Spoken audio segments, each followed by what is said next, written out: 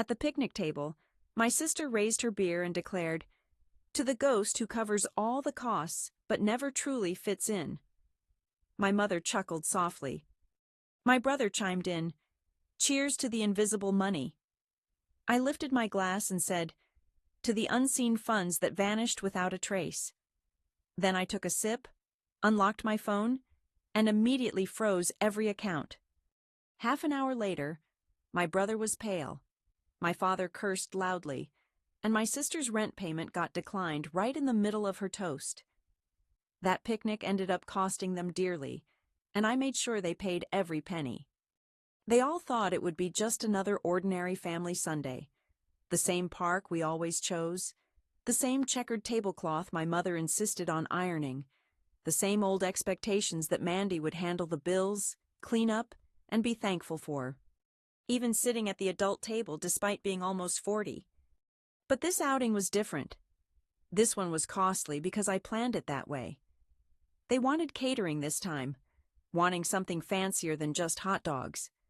Laura mentioned it in a group chat, and Sam voted for ribs and seafood for no real reason. They would never actually pay for it. Laura volunteered to bring the drinks and arrived with 3 bottles of generic soda and a 6-pack of light beer. The night before, my mother called me asking if I could pick up folding chairs since my father's back was giving him trouble again. I smiled when she asked and told her, "Yes, absolutely. I will handle it." Naturally I did, because I always do. They know exactly how to squeeze every last cent out of every one of them. When my husband packed our daughter's things and left, they never even asked how I was doing. I was busy with what I was doing when they asked if I could still assist with Sam's move. After I took on a second job working night shifts in a warehouse, my mom called to tell me their dishwasher had broken. When I did not answer immediately, she sent me 3 text messages. I sent the money regardless. I was not really spending it anyway. I wear the same 3 shirts to work every week. I keep a small bag in my truck in case I need to shower at the gym. My Tacoma has a heater that only functions when you are driving at 40 miles per hour or faster. My boots are extremely worn, with the leather coming apart at the toes. I do not buy anything for myself. Yet I managed to pay off their Kia. I covered the last 3 months of Laura's health insurance because she was between jobs again. I co-signed Sam's lease and paid the deposit, even though he earns more than me and works fewer hours. So yes, the picnic was expensive. I hired a local barbecue truck, told them to include a service fee, and gave a generous tip. I rented speakers, coolers, and tables, asking the rental company to add insurance, even though I was certain nothing would get damaged. All of it went on my card, and I kept quiet. When we arrived, everything looked perfect. Sam showed up wearing sunglasses and a tank top, acting as if he was the one who organized the entire event. Laura posted a photo with the caption, "Fam Jam 2025, without mentioning a single word about who actually paid for it. Mom praised the setup and said it was wonderful to see everyone finally giving back for once. I just smiled and nodded. Then the moment came. Sam. Sam raised his beer as if he were giving a toast at a wedding. He glanced around as though we were all sharing some secret joke. "To the ghost who covers all expenses but remains a stranger to us." Mom chuckled. Laura tapped her glass and said, "To money from long ago." I added, "To that vanished money from the past." Beneath the table, I unlocked my phone and immediately froze every account. Joint checking, family payment app, the card Mom used for groceries, all wiped out within seconds. I kept eating my ribs without a word. Half an hour later, the cracks started to show. Laura tried to order more drinks, but her card was declined twice. Sam received an alert about a failed rent transaction. Dad approached me, phone in hand, acting puzzled, and asked if the bank was down. I told him to try again in the morning. They didn't catch on yet. They assumed it was a technical issue, perhaps fraud, something outside their control. Nobody knew I had severed all access. Not yet, but soon they would. This was only the beginning, the first tightening of the screws. For once I refused to stay silent. I wasn't going to be the family cash machine anymore. I was done being the nice one. They believed they were embarrassing me, but what they didn't realize was they had already lost, and I was just getting started. That night, I heard nothing from them. No messages, no thanks, not even a silly meme in the group chat. That said it all. They were in chaos. Perhaps they thought it was the bank's fault, or maybe just refreshing their apps too often. They likely assumed some fraud alert had frozen the accounts. I knew Laura would be the first to lose her calm.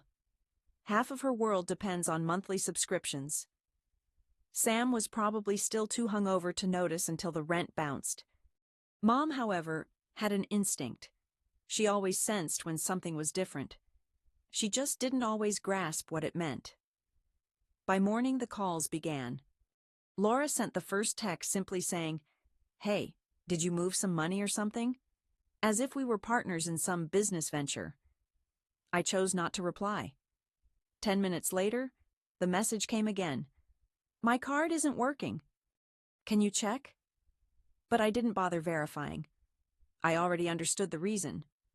She attempted to call twice but couldn't get past voicemail. At work, I sat in the break room, nursing bitter coffee while my phone kept lighting up nonstop. Dad called, then Sam. Mom left a voicemail that sounded like she was forcing a smile. I let the messages stack up. Around noon, Laura sent an email, something she never typically does, saying she was truly worried and asking if I was okay, which was basically her polite way of saying, "Fix this right now." I replied with a single line. "The accounts are closed. No explanations." I owed her nothing. Sam was next on the phone. He skipped all the pleasantries. His voice held rising frustration. His rent payment bounced, and the leasing office threatened to cancel his move-in unless he gathered another deposit by Friday. I suggested he might consider saving some of those beer money selfies for such emergencies. He hung up immediately.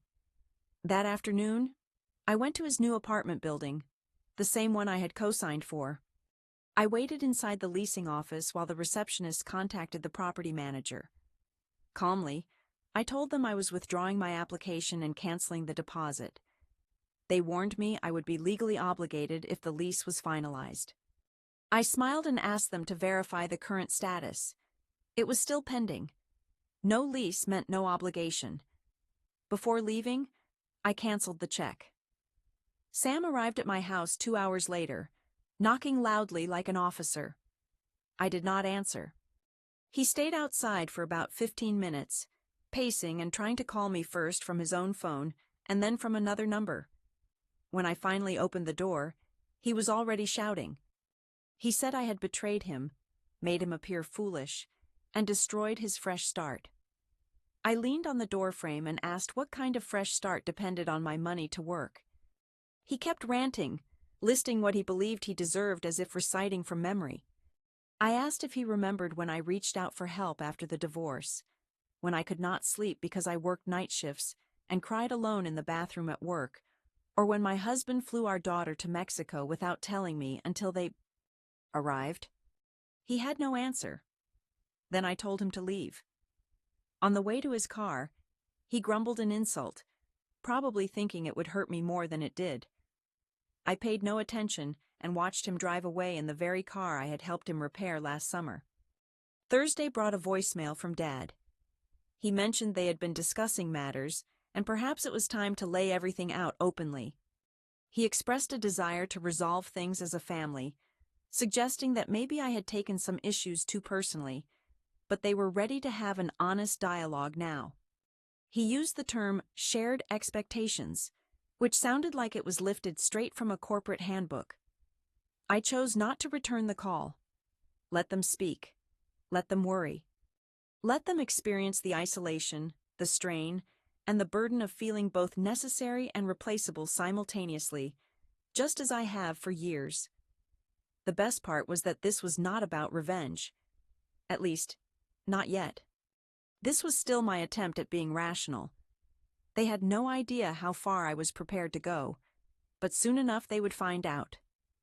This is the third chapter of Mandy's story. They tried to appear composed, but everything was falling apart faster than their attempts to fix it. Laura shared a story on Instagram featuring only a photo of her feet resting on a patio, captioned, "Some people reveal their true selves when it's inconvenient." It was ambiguous enough for her friends, yet I clearly understood who she was referring. 2. Sam posted a meme about false family ties without tagging anyone. Very subtle indeed. What none of them realized was that I had already escalated the situation.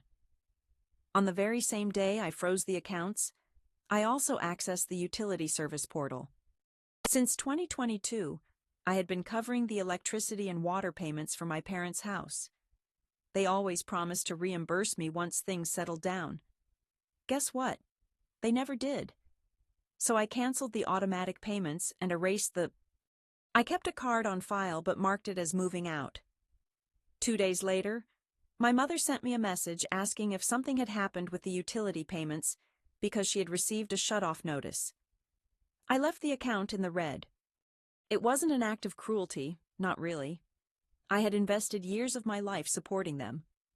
I paid bills while they traveled, missed dental appointments while they redecorated, and even sold my coin collection to cover a tax bill my father failed to pay on time.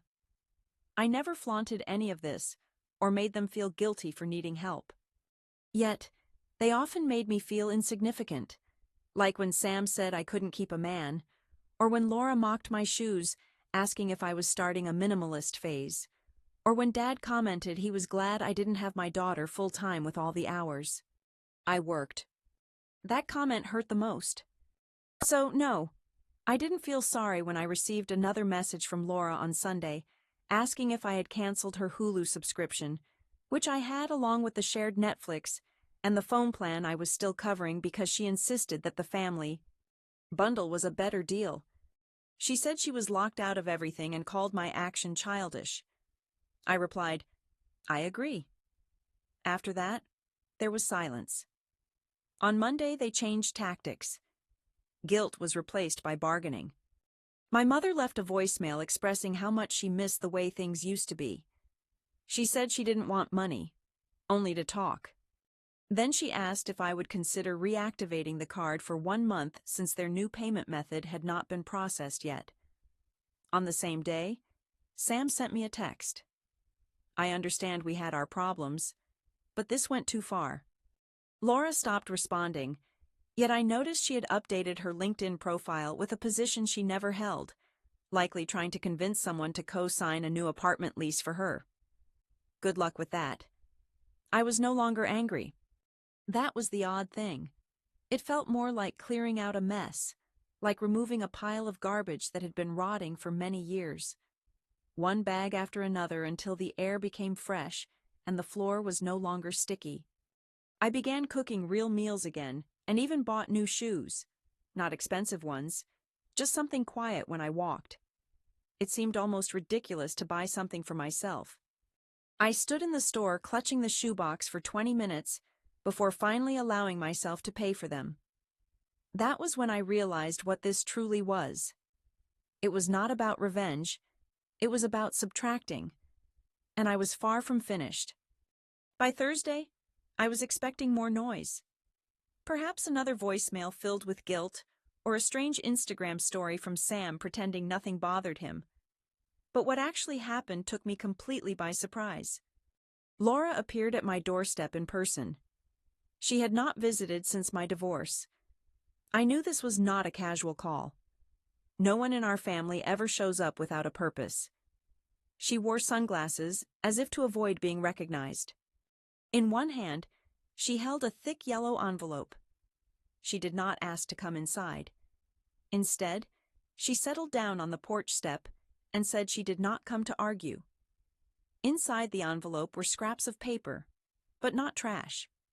Receipts, old bank statements, sticky notes, all carefully kept. Scattered around were copies of checks I had written over the years. Some I did not even recall. Rent payments, veterinary expenses, A backdated $600 transfer labeled for the security deposit, thank you. There were at least a dozen different handwriting styles, mostly hers. She explained she had been cleaning out her apartment because she planned to move out of state, perhaps to Colorado, or maybe back to Florida where an old roommate still owed her a favor. Then she said something unexpected. I think I messed everything up. Not only with you, but with everyone. She fell silent for a moment, appearing as if she wanted to cry yet uncertain if I would care.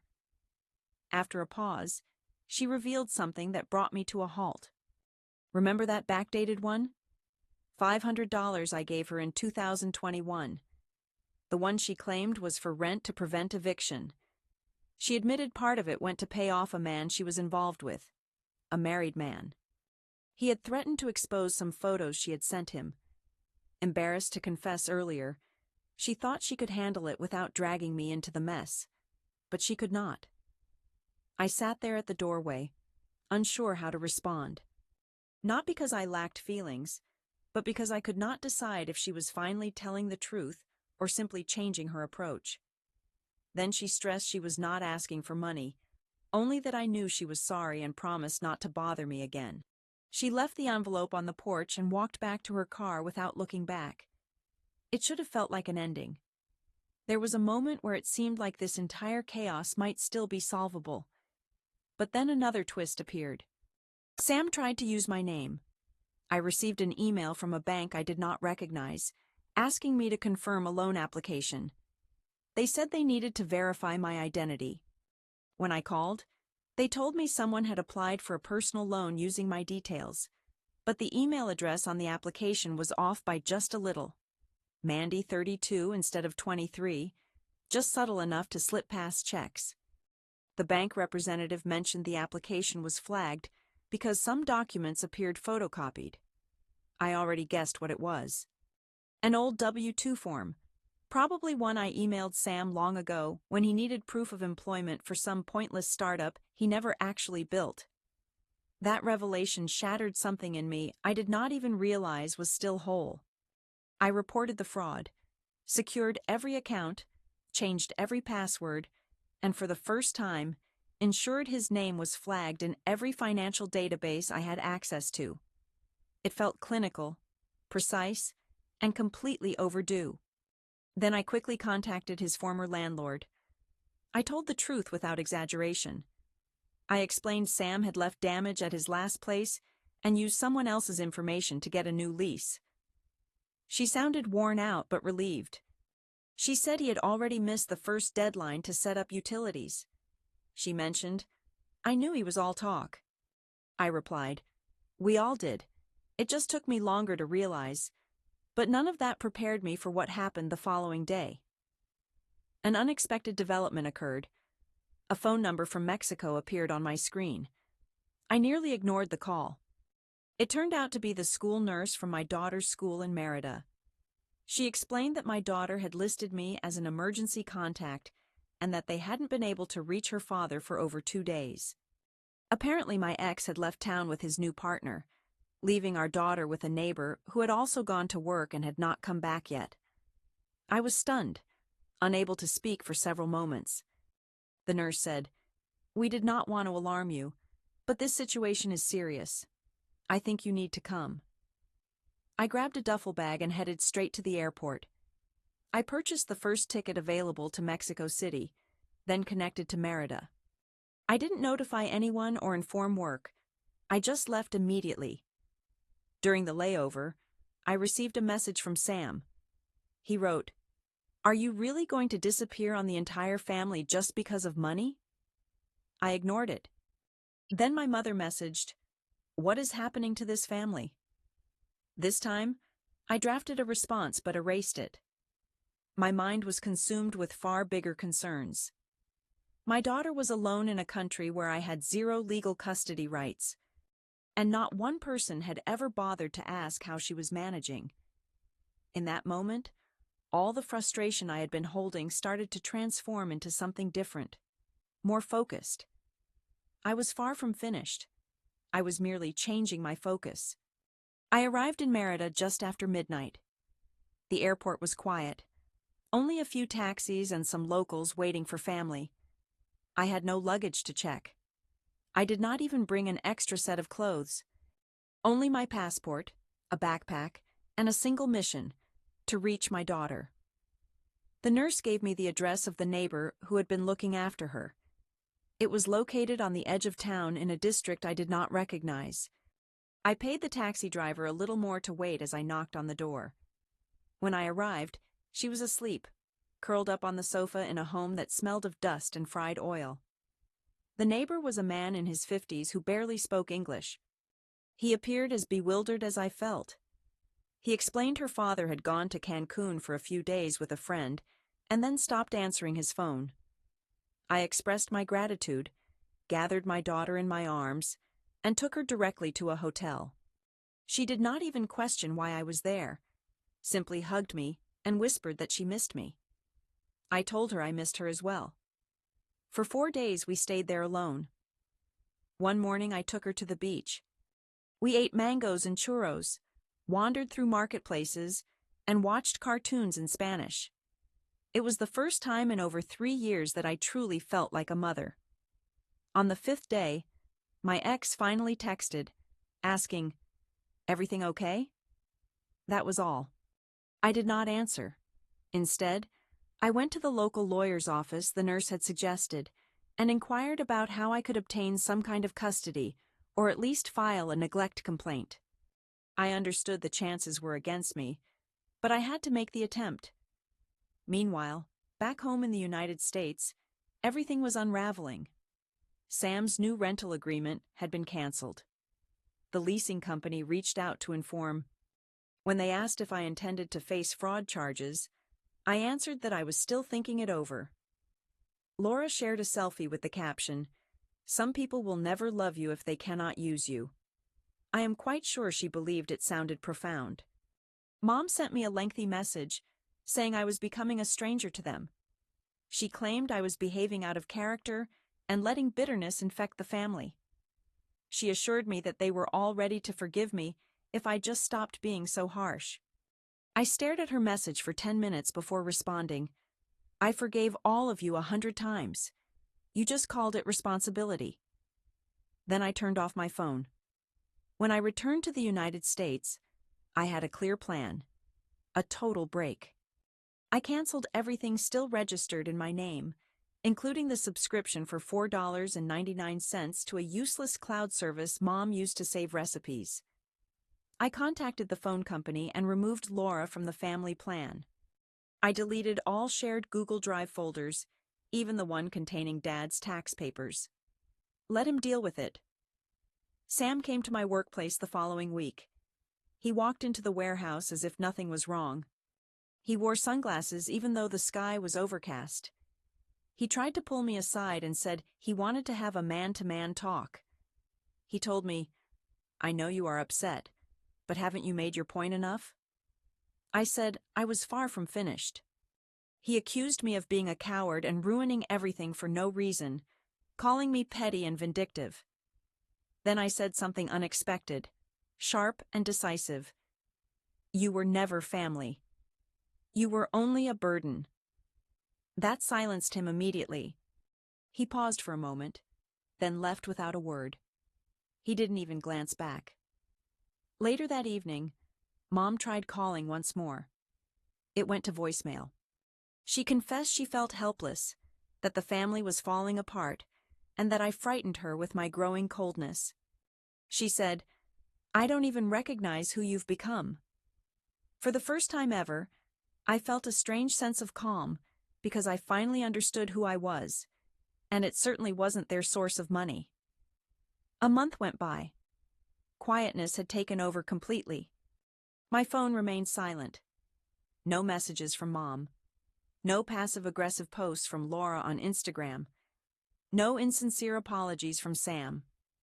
The group chat had completely died out. It was the most tranquility I had experienced in countless years. I managed to get visitation rights approved in Mexico.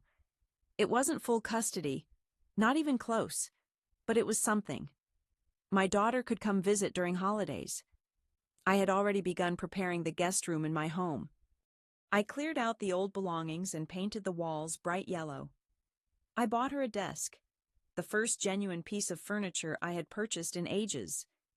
I still wore the same jeans and drove the same truck, but everything felt transformed. Then, just as I believed the chaos had finally ended, they attempted one final move. It had to be Laura's scheme, I was certain. Out of the blue, I received a message from her. They wanted to have one last family gathering. No drama, just a chance to clear the air. I ignored it. 3 days later, Mom sent a real letter, not an email. An envelope arrived with, her handwriting was on the front, as if it were 1998 again. Inside there was a photo of us from a decade earlier, all grinning at some beach rental. A note read, "Before all this happens, let's talk." I stared at it for a long moment. Then I drove over. I didn't warn them I was coming. I simply appeared. They were all there. Mom, Dad, Laura, Sam. It seemed like they had rehearsed their words, as if they believed that by getting me in one room, they could change everything. Sam was the first to speak. He used humor, saying, "So, the wandering wallet returns." I didn't smile. Mom said they understood now that things had gone too far, that I needed space, but we were still family. That should mean something. I waited. I allowed them to speak. Let them offer every excuse, every rewritten version of the past. Then I told them exactly how I saw things. I told Mom she never shielded me from Dad's passive aggression and that I wasn't her retirement plan. I told Laura she treated people like furniture and expected praise for doing the bare minimum. I told Sam he was a parasite, and not even a clever one. Then I said something I immediately regretted, but said it anyway. You are not my family. You are just people I grew up with. Silence filled the room.